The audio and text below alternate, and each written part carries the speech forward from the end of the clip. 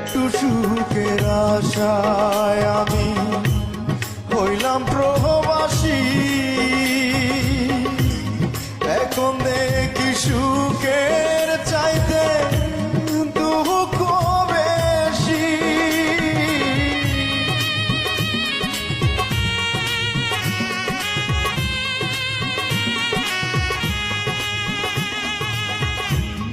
একটু সুখের আশায় আমি হইলাম প্রবাসী।